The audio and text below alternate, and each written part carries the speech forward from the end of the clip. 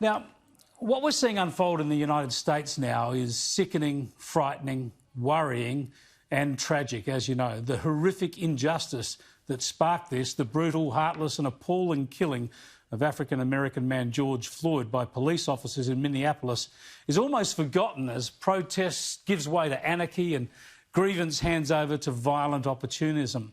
The rapid descent into lawlessness is almost inconceivable looking on from this distance.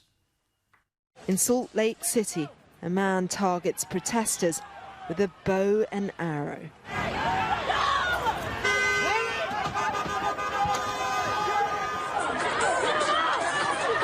In Chicago, police officers are dragged through the streets. But trust has eroded on every side of this battle.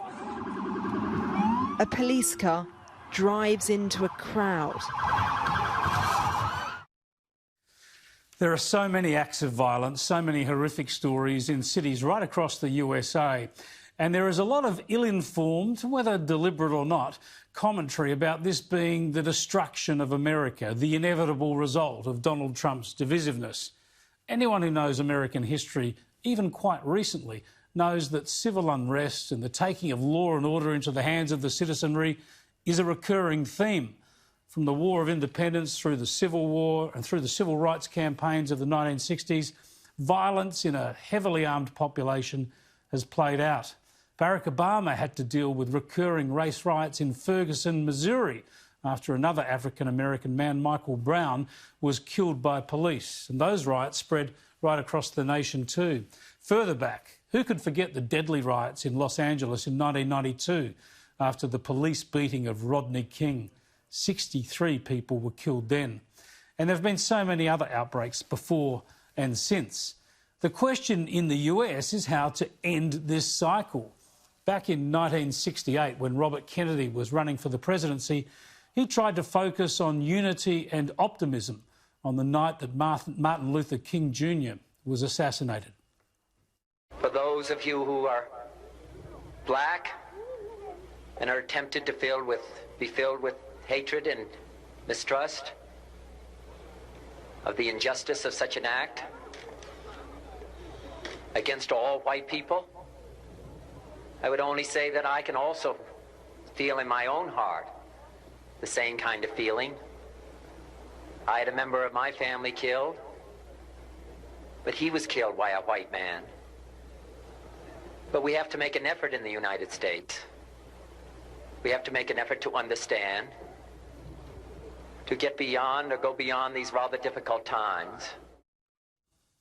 Now, in my view, Robert Kennedy did and said some great things, but his words then fell on many deaf ears as riots broke out across America then. Senseless violence and vandalism marking the horrible murder of King, a man who argued for peaceful protests. Kennedy himself, of course, as you know, was assassinated just 2 months after that speech. The reason I mention this history is for some context, of course. I showed you the killing of George Floyd last Wednesday because it was so indefensible, so wrong, and because while everyone needed to demand justice, we knew from hard experience that it was likely to trigger a response that would do a lot more damage across the country. The question now is when and how it will stop or at least subside. The question is whether city, state and national leaders, up to and including Donald Trump, can strike the right tone between restoring order, not tolerating criminal acts and trying to bring the community together. Trump has failed on this so far, that much is plain, like every president before him. Just have a look at this. A middle-aged woman trying to defend her property from marauding rioters, and she's set upon viciously.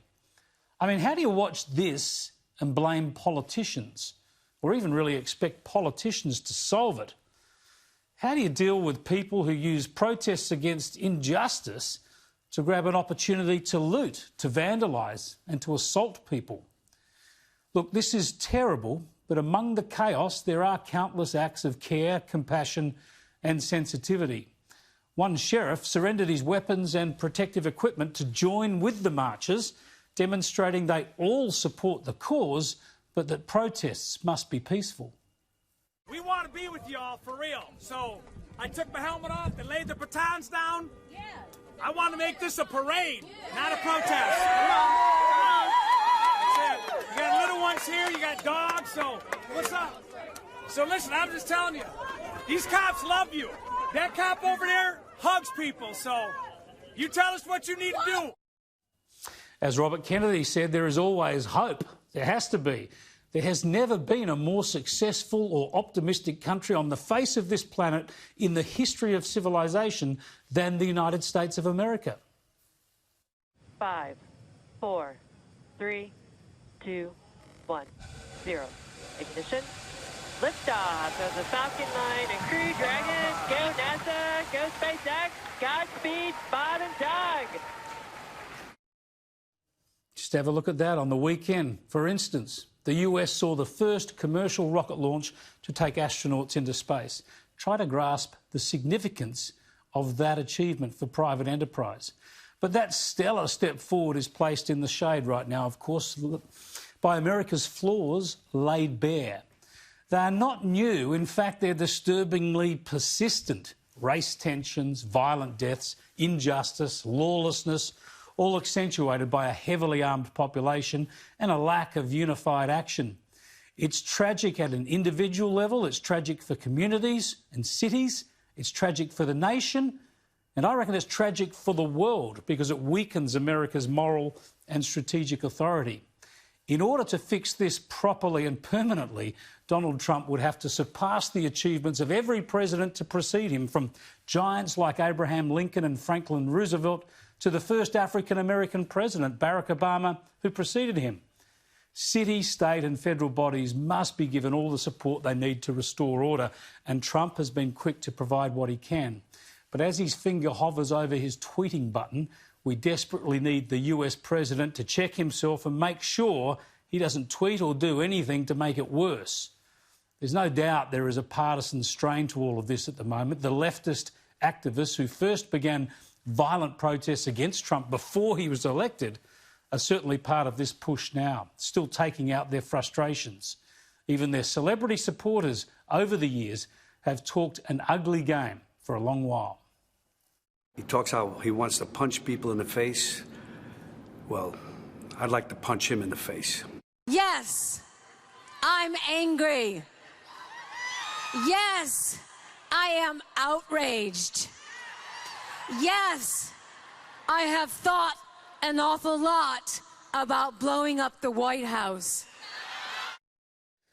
Leaders and others really shouldn't invoke or encourage violence, and people shouldn't indulge in it, because we're seeing the real thing is ugly and dangerous.